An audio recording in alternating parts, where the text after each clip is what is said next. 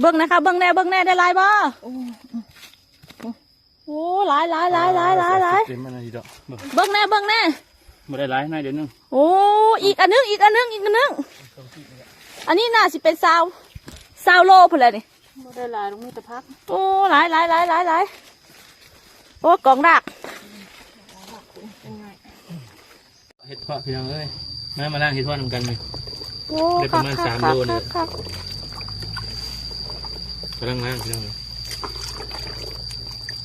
ดอกน้อยดอกใหญ่ดอกน้อยครับ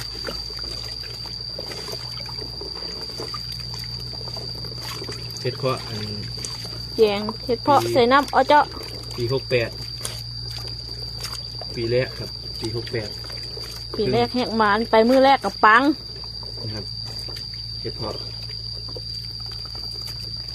น้อยใหญ่ครับกำลังล่าง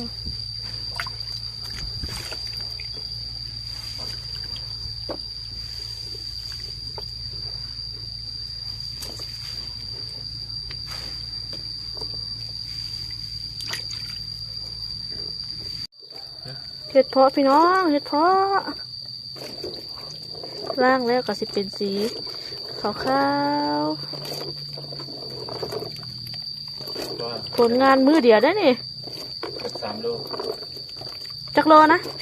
3 โล3 โลปังมืออื่นไปอีกพี่น้อง